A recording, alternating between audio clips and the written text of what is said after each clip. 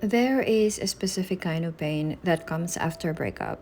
It doesn't always scream, sometimes it whispers.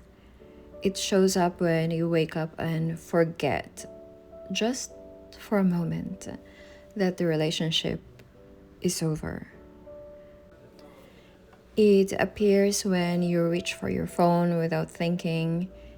It sits quietly in your chest when a song plays, when a place reminds you of them, when your body remembers before your mind does.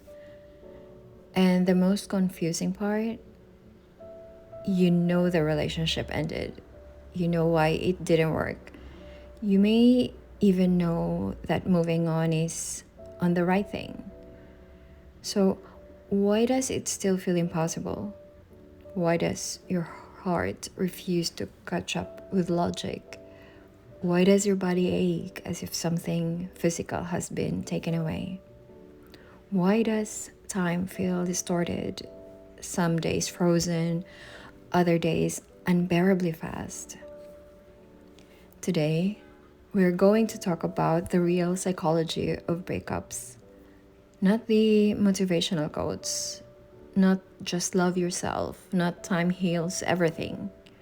We're going deeper because what you're feeling isn't weakness, it isn't obsession, it isn't a lack of self respect.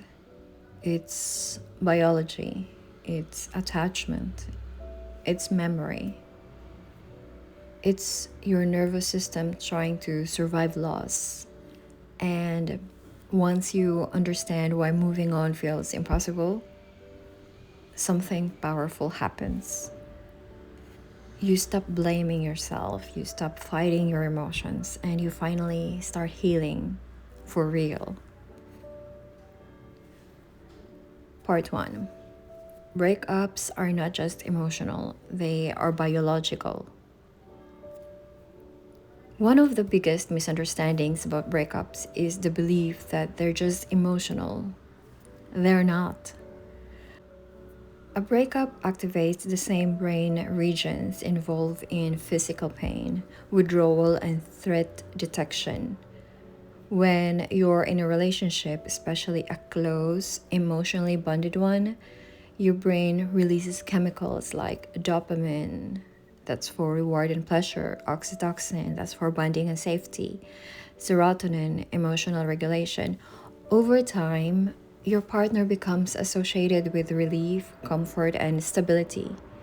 So when the relationship ends, your brain doesn't interpret it as a chapter closed. It interprets it as a danger. Your brain says something essential to survive is gone. That's why breakup can cause chest tightness, loss of appetite or overeating, insomnia, panic or anxiety, obsessive thoughts, physical exhaustion. This is not drama. This is your nervous system sounding an alarm. From a different perspective, a breakup is a threat to attachment, and attachment is wired into humans for survival. Your body reacts before logic has a chance. Part 2. Attachment. Why some breakups hurt more than others. Not all breakups hurt the same way. Some feel sad but manageable. Other feels like they tear something out of your core. Why? Attachment style. Humans form emotional bonds based on early experiences, how love, safety, and abandonment were handled in childhood. There are 4 main attachment styles. Number 1, secure. 2, anxious. 3, avoidant. 4, fearful avoidant. If you have an anxious attachment, breakups can feel unbearable. Your nervous system is wired to fear abandonment, rejection, and loss of connection. Your brain doesn't say, this relationship ended. It says, I am being left. I am not safe. I may never feel this close again. If you were deeply attached, your brain treated your partner as an emotional regulator. They weren't just someone you love, they were comfort, familiarity, emotional grounding, identity reinforcement. So losing them feels like losing a part of yourself. And this is why people say, I don't recognize myself anymore. It's not poetic exaggeration, it's neurological disruption. Part 3: The illusion of moving on. Society treats moving on like a switch, as if one day you wake up and decide, I'm done. But moving on is not an event, it's a process of detachment. And detachment happens in layers. You don't just grieve the person, you grieve the future you imagined, the version of yourself you were with them, the routines, the safety, the meaning you assign to the relationship. Your brain keeps replaying memories because it's trying to make sense of loss. Replaying isn't weakness, it's pattern recognition.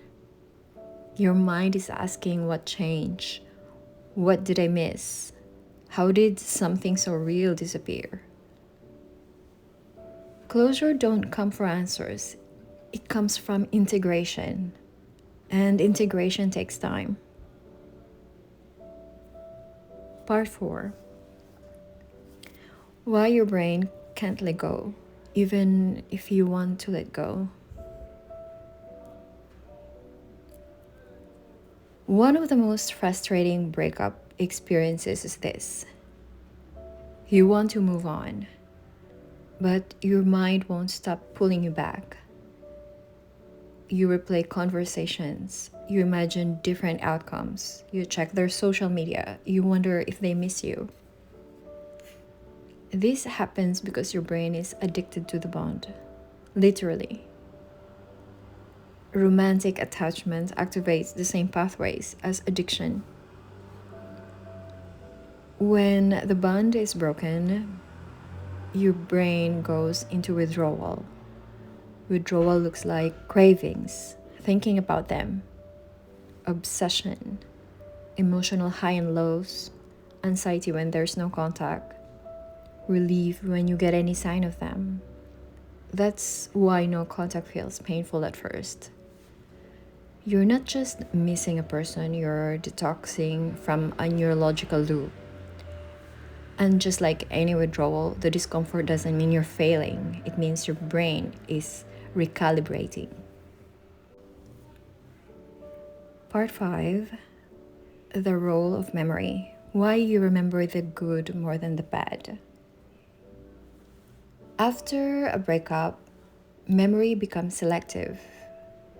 Your mind highlights the laughter, the intimacy, the warmth, the connection, and minimizes the conflict, the neglect, the unmet needs, the pain.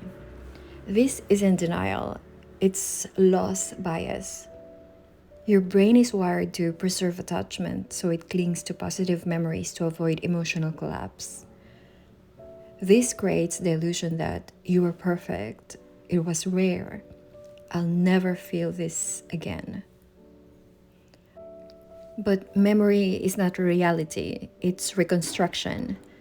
Your brain edits the story based on what it needs to survive loss. Understanding this helps you survive and romanticize what is incomplete. Part 6: Identity loss. When the relationship became part of you. Long-term relationships don't just connect two people, they merge identities. You don't just lose them, you lose who you were with them. Shared language, inside jokes, a sense of direction, a future narrative. This is why breakups can feel disorienting. You're not just grieving love, you're rebuilding identity. That takes patience. People rush healing because they think pain means failure. But pain reconstruction is happening. Part 7. Why time heals is incomplete. Time alone doesn't heal. Processing heals. Avoidance stretches pain. Numbing delays grief. Rebounds postpone integration. Healing requires feeling without drowning, remembering without romanticizing, letting go without self-betrayal. The goal is not to erase love. The goal is to detach without erasing yourself. Part 8. What actually helps you move forward? Moving on doesn't mean forgetting. It means your nervous system no longer reacts. Your identity no longer depends on the past. Your self-worth is no longer tied to their presence. What helps? Regulating your body, sleep, breath, and grounding, reducing emotional triggers, creating new emotional safety, allowing grief without judgment, rebuilding routines, reconnecting with meaning beyond relationship. Healing is quiet. It doesn't announce itself. One day you realize you didn't check your phone, you laughed without thinking of them. The memory didn't sting. That's progress. Part 9. When you still love them, and that's okay. Loving someone after a breakup doesn't mean you should go back. Love doesn't disappear on command. You can love someone and still choose yourself. You can miss someone and still move forward. You can grieve deeply and still heal fully. Love doesn't have to turn into bitterness to end. Sometimes the most mature closure is, this mattered, and I release it. If moving on feels impossible right now, hear this. There is nothing wrong with you. Your brain is protecting you. Your body is adjusting. Your heart is grieving. Healing isn't about forcing strength. It's about allowing transformation. One day, this pain will feel distant, not because it didn't matter, but because you integrated it. You won't lose your capacity to love, you'll deepen it. And when you're ready, connection will feel safe again. Until then, be gentle. Your nervous system is learning how to live without something it once depended on. That takes time. And that time is not wasted. Thank you for listening.